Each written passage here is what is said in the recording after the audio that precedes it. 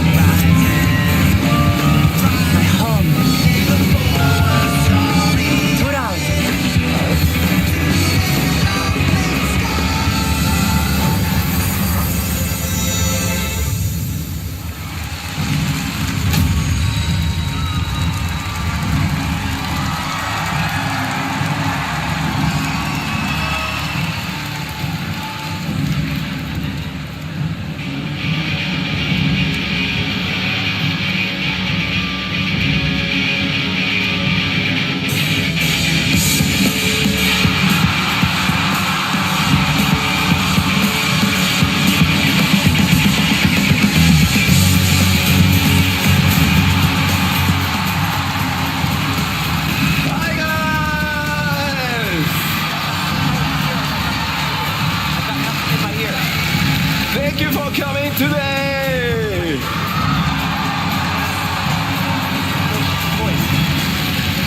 Welcome to the Final Fantasy 14 Fan Festival 2023 in London.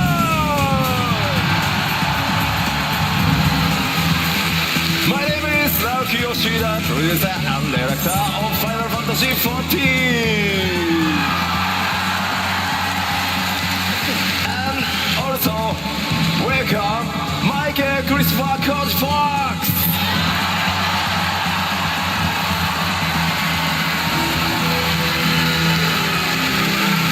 Hey everyone, it's great to be back.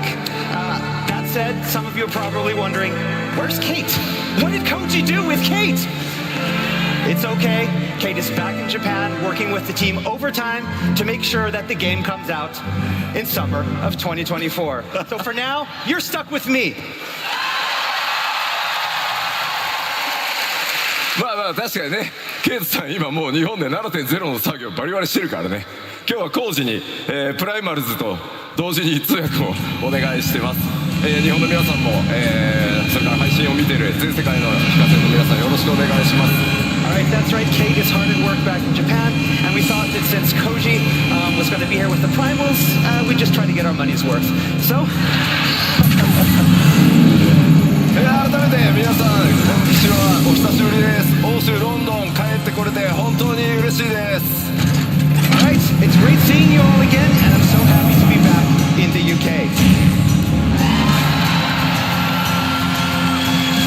さて、北米に続いて開催となるファンフェスティバル2023、2024、今回は欧州ロンドンからお届けしてまいります。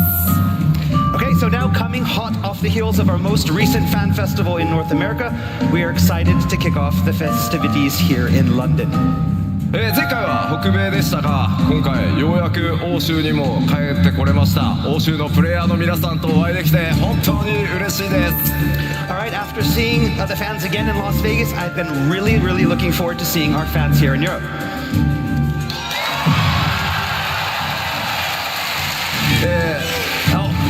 Thank you。そして改めて、Q14 から数えて13年、そして新生14、今年でついに10周年となります。これまでの本当にたくさんのサポートありがとうございます。改めてお礼を申し上げます。 Alright, so we've come a long way in the 13 years since the launch of 1.0 and the 10 years since the relaunch of A Realm Reborn. And we couldn't have made it this far without you. It's been an amazing journey, and you have my deepest thanks for joining us along the way.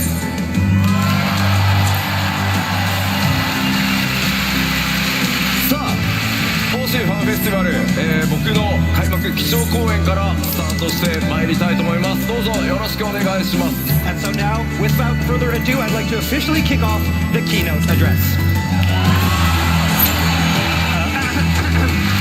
Yoshida-san, what's with the...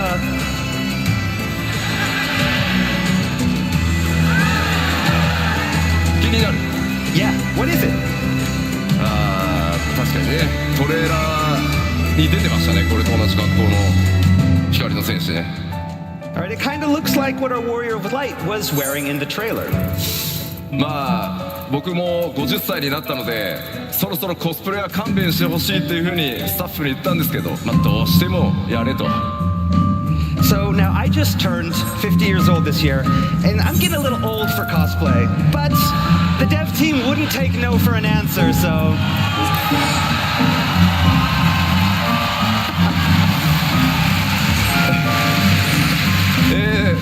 じゃあ早速新情報から参りたいんですが、今スクリーンに映ってるこの、新しい CG イラスト、パッケージデザインになる予定です。ぜひ覚えておいてください。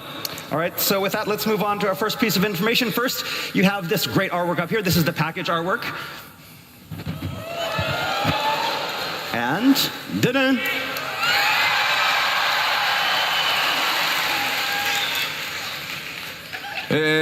では最初にですね、まだ絶賛開発中なのでお見せできるアクションそんなに多くはないんですが、イメージをつかんでいただくために動画をご用意してます。 And our first new information is about the new job, and as always, rather than have me talk about it, let's give you an exclusive sneak peek with this video showing the job in action. Roll it!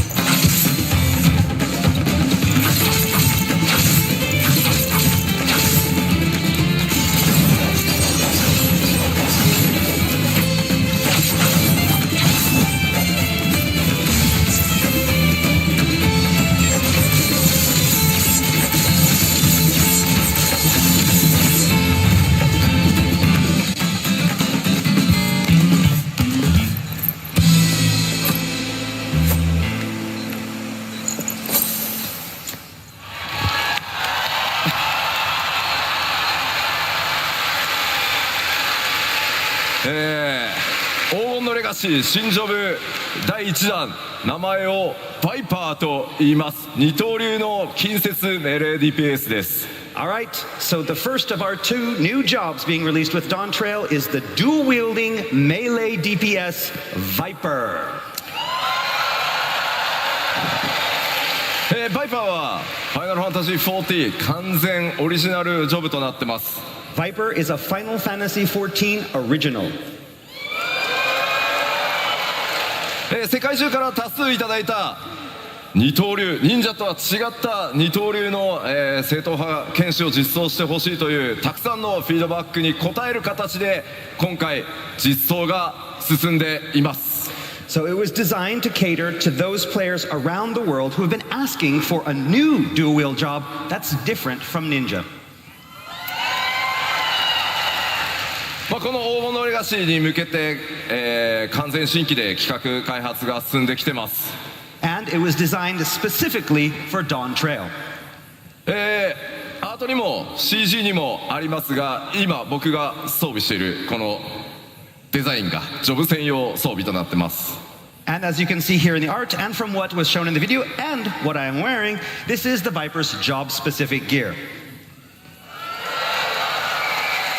ではバイパーの特徴を見ていくことにしましょう。 Alright, so let's take a closer look at the Viper's characteristics. Ta-da! ロールは近接 DPS で装備枠は忍者と同じデックス命令という区分になってます。 So the Viper's role is melee DPS with the gear type falling under the dexterity melee category or the same as Ninja.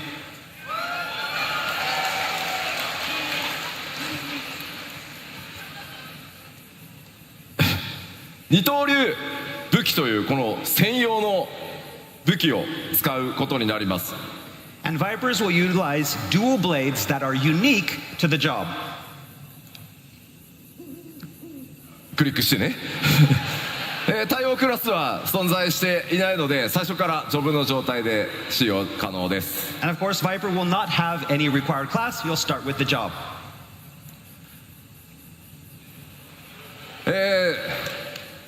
条件、使う条件は黄金のレガシーの、権利を所有していることといずれかのジョブレベルが80になっていることです。 And the only prerequisites for use being that the players have, of course, purchased Dawn Trail expansion and have at least one job at level 80.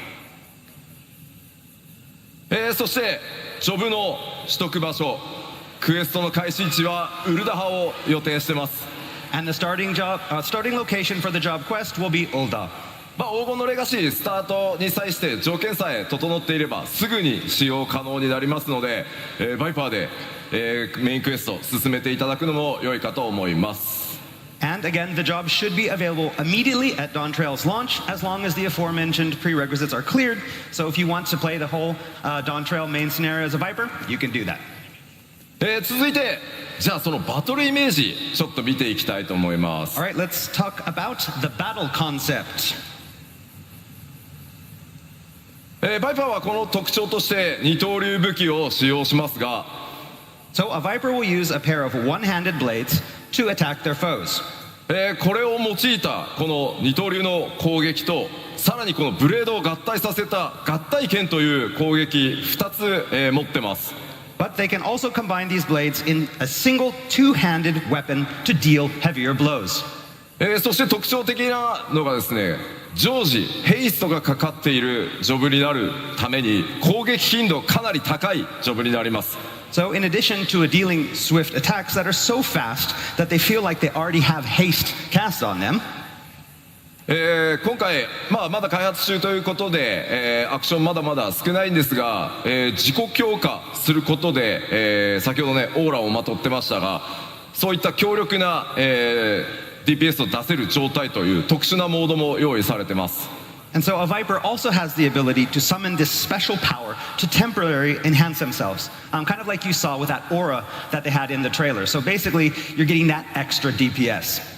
ウェポンスキルの間にアビリティを挟む頻度というのも非常に高いことを想定しているのでかなりスタイリッシュかつ操作頻度が高いジョブとして、現在開発が進んでます。So Viper is a technically demanding yet highly stylish melee job that affords frequent opportunities for players to execute various abilities in between the weapon skills. ご期待に添えるように、開発を進めておりますので、どうぞこの新ジョブバイパーご期待ください。Alright, the development team is working hard to create something that lives up to your high expectations, so please look forward to it. ありがとうございます。では今のバトルのイメージの説明を踏まえてもう一度先ほどの動画、流してみたいと思います。 Alright, so now with all of that I've just explained in mind, let's take one more look at that video. Roll it.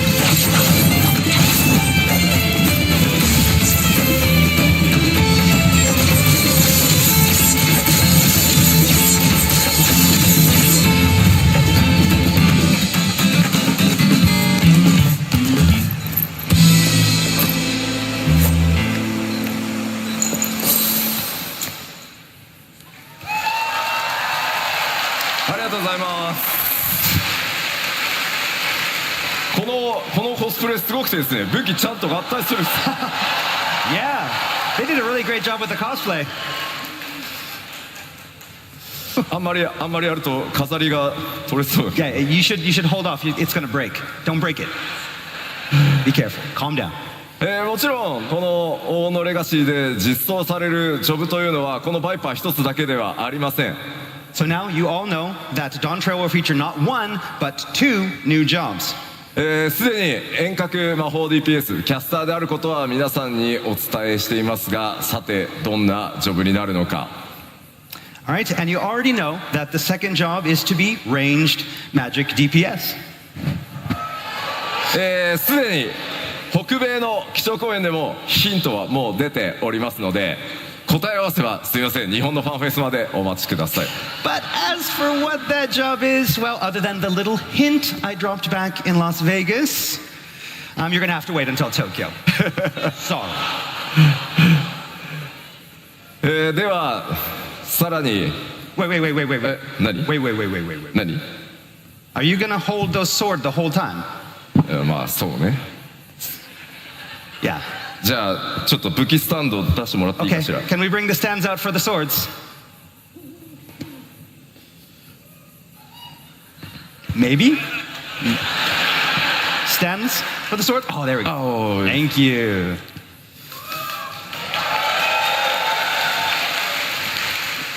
Thank you.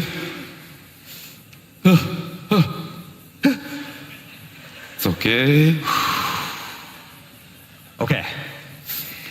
And now for your real weapon, the clicker. Okay. You ready? Item level up.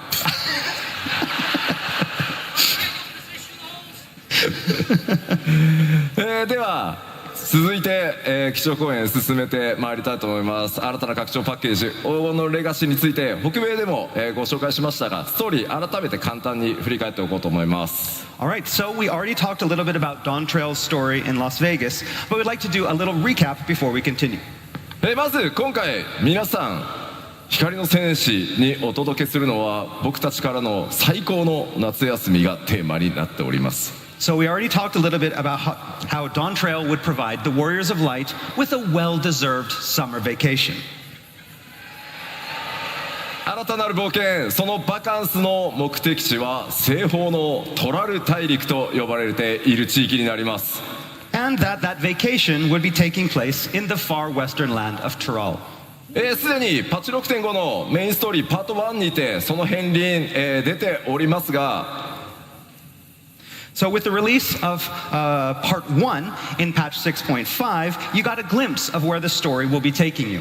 本格的にストーリーがこの 7.0 につながっていくのは、パッチ 6.5、メインクエストパート2の方からになりますので、ぜひご注目ください。But it will be the release of Part 2 that you'll better understand what's in store for you and the Scions and how everything in Dawntrail's main narrative connects together. 光の戦士の皆さんが依頼されるのはトラル大陸におけるある王国の王位継承レースへの助力になります。So the Warrior of Light has been asked to sail west across the Indigo Deep to assist in a right of succession for Tyrell's throne. おなじみのメンバーもちろん勢ぞろいしていきますが、 And of course, all the Scions will be joining the Warrior of Light in Tyrell. 今回そこで繰り広げられるのは暁の血命を二分する王位継承レースです。But not all will be on the same side for the upcoming contest. 北米でも聞いたんですけど、ちょっとヨーロッパでも聞いてみましょうか。どの暁のメンバーと一緒にレースに参加したいですか？ Okay, so we asked the same question in Las Vegas, but we want to ask all of you, who do you want to be with you when you're done the contest? Who's from the Scions? Alize? 一番最初にアリゼっていう声があります。 I heard Alize first. Somebody's really excited.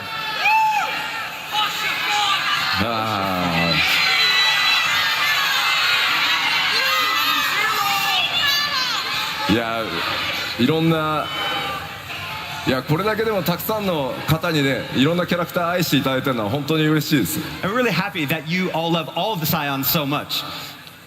誰がレースの敵に回るのかもご注目ください。 But we can't tell you now, but who's going to be on your side? Who's going to be the opposing side? You'll have to wait to find out.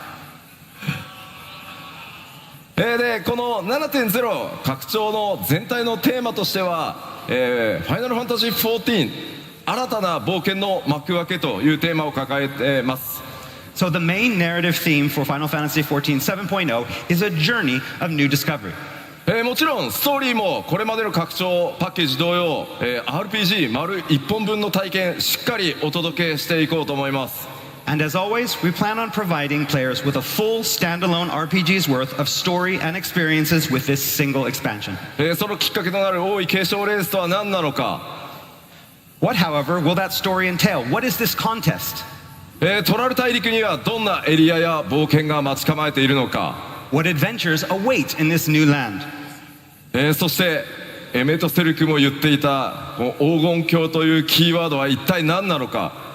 And what is this city of gold that Emmett Selk talked about? もちろんこれまで同様に皆さんに驚いていただく仕掛けというのもご用意していますので、ぜひそのストーリーお見逃しのないようよろしくお願いします。 And of course, we have a lot of other surprises. I can tell you right now, they're going to be big ones. 僕らもここからね、6.0 でストーリー1回ハイデリンゾディアーク編完結して、この物語がどう皆さんと一緒に転がっていくのかめちゃくちゃ楽しみにしてますので、ぜひ引き続き皆さんと一緒にファイナルファンタジー14作っていきたいと思います。 I mean, I know you guys really enjoyed the Hydaelyn Zodiac series, but we have something that's even better waiting for you in Dawntrail. We hope you enjoy it.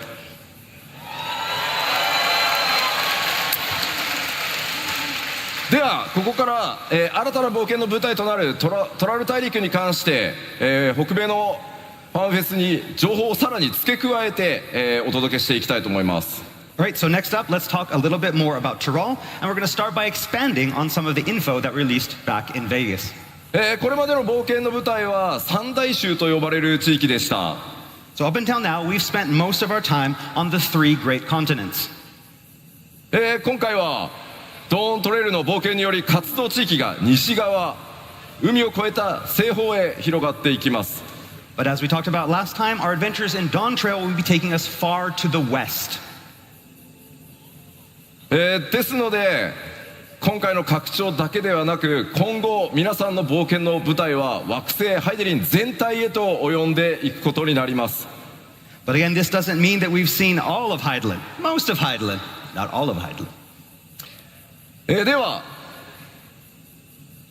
前回の北米のファンフェスでもお伝えした、プレイヤータウントライオラというところに関して追加の情報をお伝えしていきたいと思います。All right, so next we're going to talk about that main hub, the main center player hub that the Warrior List of Light will be operating from during Dawn Trail. これまでのプレイヤータウンよりもかなり多民族、多くの民族入り乱れた、街という特徴になってます。So this city of Tuliyolao will be far different from the existing player hubs that the players have seen before. これまではスクリーンショットとアートワークでご紹介したんですが、開発が進み動画の準備ができましたので動画でご覧いただこうと思います。 So the last time we were only able to show you the city via screenshots and artwork, but this time we've prepared some special in-game footage. So with that in mind, roll the tape.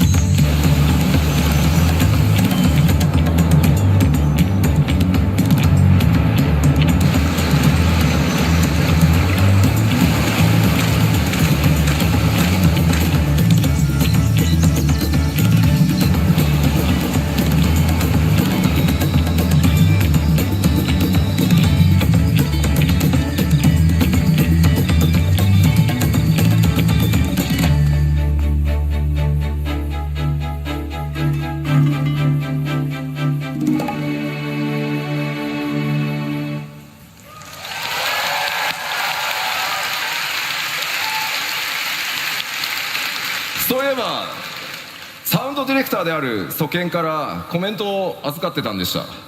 So before we continue, we had a little message from Soken, our sound director. 今の動画の曲まだまだモックアップなので、サンプルだと思ってくださいと、伝えてほしいと言われてます。 So he asked me to tell you that the music playing in the video is just a mock-up. なのでもっとすごくなるから期待しててくださいとのことです。 And that the final track will be a lot better. トライオラこれまでのプレイヤータウンと異なり、多数の民族文化が溶け合っているというお話先ほどしました。 So as I mentioned before, the city is far different from the major cities on Highland. It is a culturally diverse, pluralistic state. トレーラーで主人公と剣を交えていた2つの頭を持つマムージャの王グルールジャジャによって統治された国です。 So that massive two-headed Mamulja that we saw the Warrior of Light fighting with in the trailer, that's the current ruler of the nation and king of the Mamulja, Galul Jaja. このトライオラオールドシャーレアンと、カイロで国交があります。 But the Mamulja aren't the only peoples living in the city. On top of that, it appears the city has an established trade route with Old Sharlia. 今回ご覧いただいた、動画ウォークスルーですがまだまだ NPC の配置が行われていませんが非常に多くの密度あるオブジェクト、グラフィックスアップデートの効果ご覧いただけたんじゃないかなと思います。 So in that walkthrough that you just saw, you saw that there were no NPCs there. Those will be added later. But hopefully you got an idea of what the town will look like and all of the high quality of all of the objects that we have thanks to our graphical update.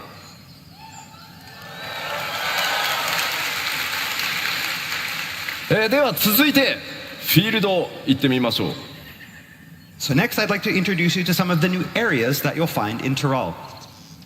トラル大陸のフィールドまずは前回ご紹介したオルコパチャとヤクテル樹海についてです。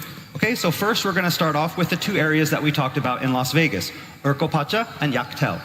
こちらも開発が進んでまいりましたので今回は動画で、ウォークスルーご覧いただこうと思います。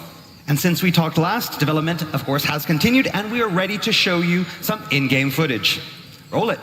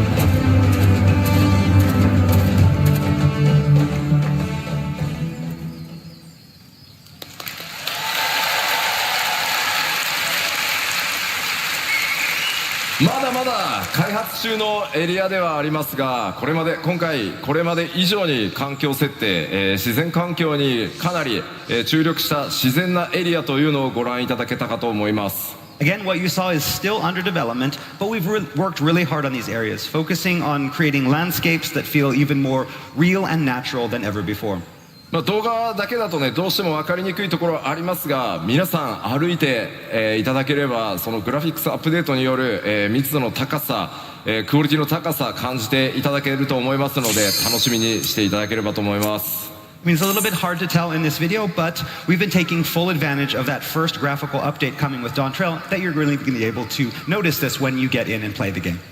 では続いて、ここまでは北米でもお話した情報なので、さらなる新エリアを、アートとスクリーンショットで見ていきたいと思います。But these two areas we already talked about in Las Vegas. Today, we're going to bring you something new, some new areas, especially for London. こちらコザマルカという首都であるトライアルのトライオラの南に広がっている地帯です。Okay, so Zamauka is a very dense jungle located to the south of Toral's capital city of Tuliolao. ドントレーラーのトレーラーの中にも特徴的な、巨大な岩登場していたと思います。岩のある上部とそれから下部2つのエリアに分かれているのがこのエリアの特徴となっています。Right, so the unique rock formations that you saw in the trailer are located in this area, and they split the jungle into upper and lower areas through which countless rivers flow. 特に上層と下層の間にある巨大な滝、大瀑布も大きな特徴になっています。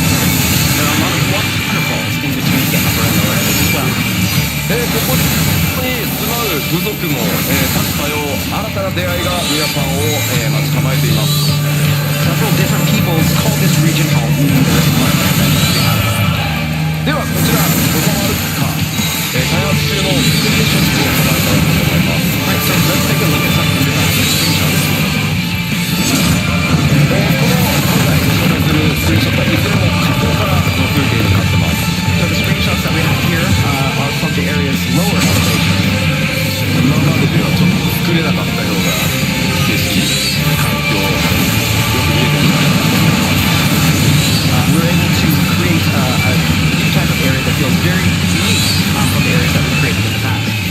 今回特にですね、空気感とか、それから光の表現というものに非常にこだわって開発を進めてます。And as you can see, special attention has been paid to lighting to create this perfect atmosphere.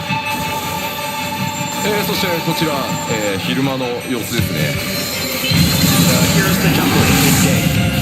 大瀑布から流れ落ちた水がもう川となり、支流にこうやって注ぎ込んできていると。So the waterfalls from the upper elevations feed the countless small rivers that flow out of the jungle to the sea.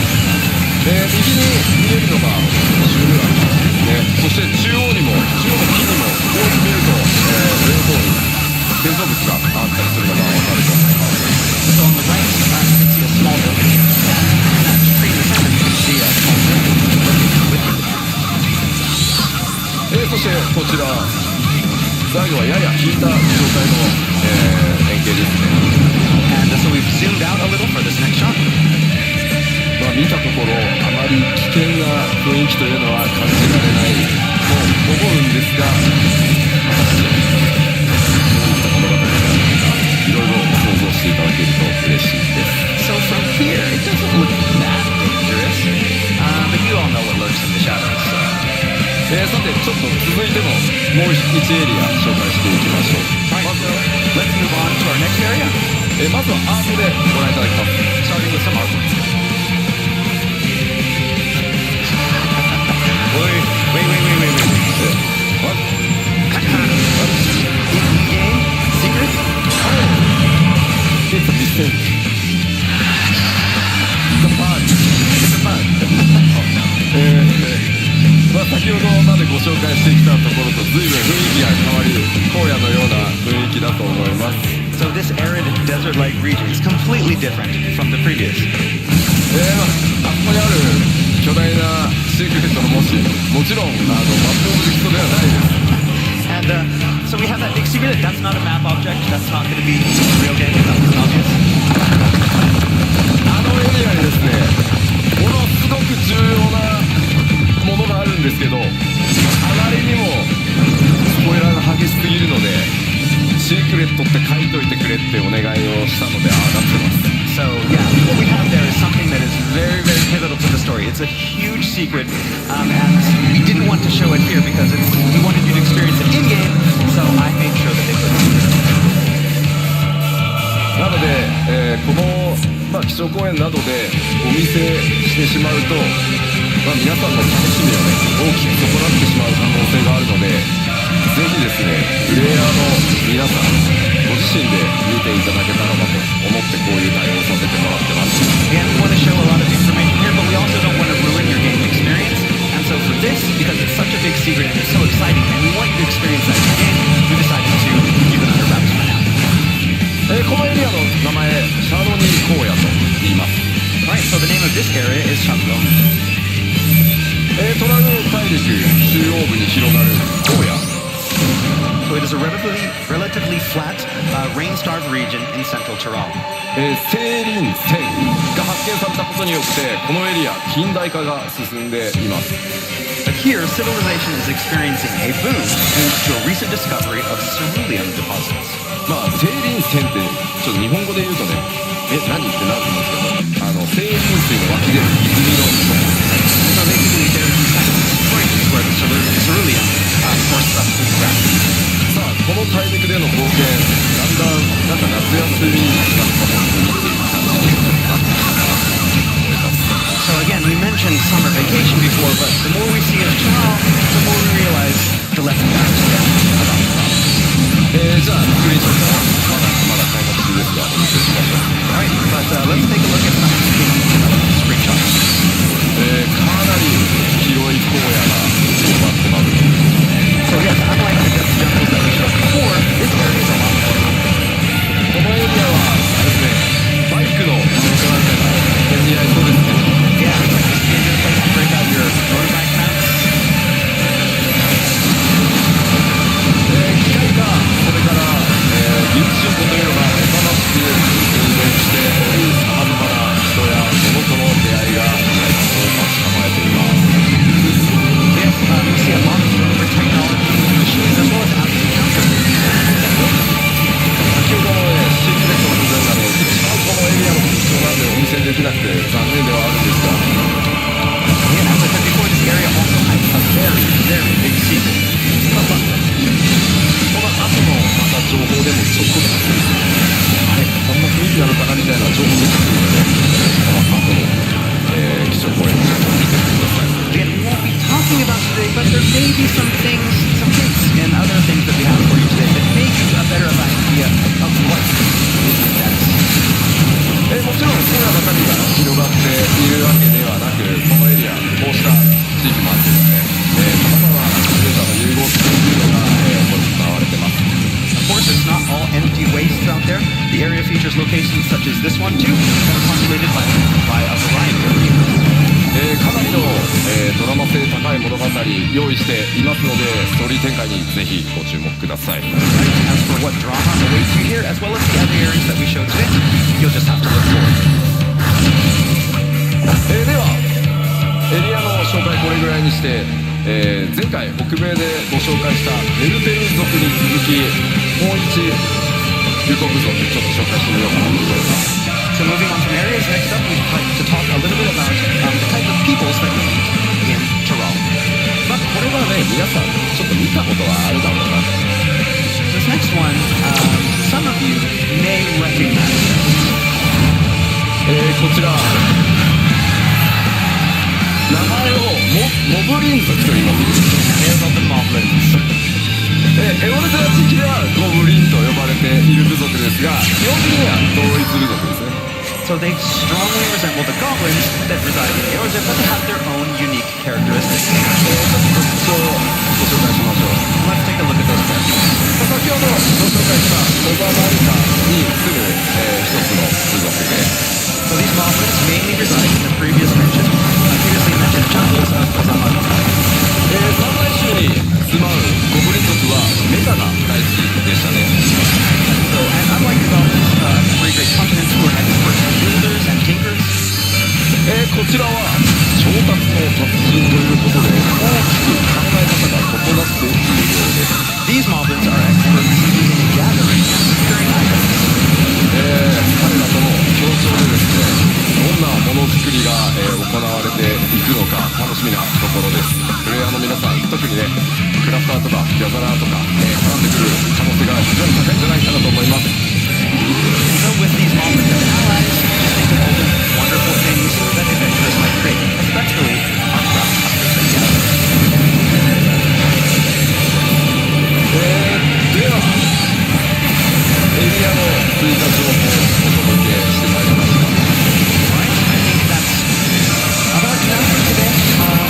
That's all we can say regarding Troll. ではかなり黄金のレガシーのスタッフコンテンツ実際の内容、北米の基調講演おさらいしつつ新情報を混ぜながら進めていきたいと思います。 I'd like to talk more about the other features and content that await supporters like in Dawn Trail.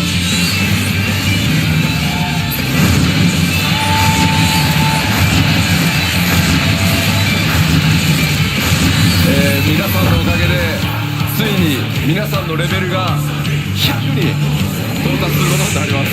So as you know, we'll be taking the level cap into triple digit territory, level 100, and that's thanks to you.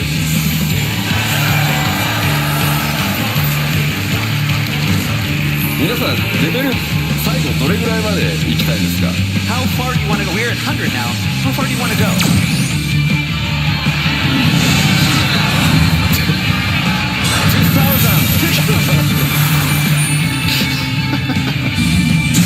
あんまりレベルの桁が上がりすぎてもね The UI. Too many numbers. XP The XP bar. せっかく1回ね桁下げた Yeah, it's not ridiculous. So serious. We're gonna have to add. もちろんクラスターやギャザラーの皆さんも全てレベルキャップ100にさせていただきます。 And of course, this will be for all jobs, including disciples of the Lord. では続いてバトルコンテンツに関してちょっと新情報も交えつつお伝えしていきたいと思います。 Alright, next I want to talk a little bit about some of 7.0's core battle content. We have some new things to show you as well. まずフィールドのアクティブタイムイベントやそれからモブハント新しいトレジャーハント、これら全て、いつも通りしっかりたくさん用意させていただいてます。 So, active time events, the fates, the cards, treasure hunts, we're gonna have all of these. もちろん新しいダンジョンというのもたくさんあります。 And of course, we're working on many new dungeons as well. What's the dungeon? This is a dungeon. ダンジョンの数もですねこれまで以上の、同数しっかり用意させていただいてます。制作順調に進んでます。 Okay, we're gonna have at least as many dungeons as we had in the past expansions. 今回はいくつかのダンジョンについてスクリーンショットやアートワークでちょっとさっき追加情報としてお伝えしていこうと思います。 So now let's take a look at some art and screenshots showcasing a few of those dungeons in development. と言いながらこのハードもいいですね。 Yeah, just art. This is just about me.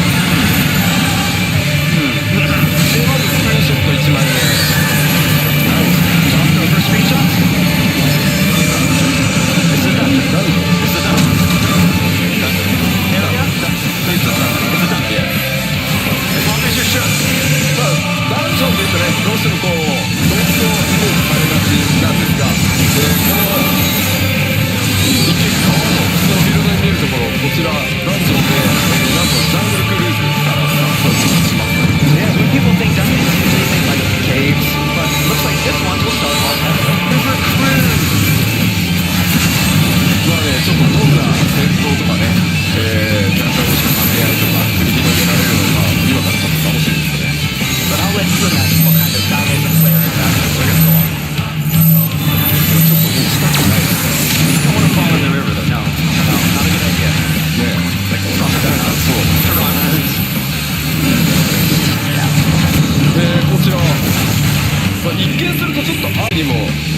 えるかもしれない。こちら実機の、画像になります。 So I know this looks a lot like artwork, but this isn't shot.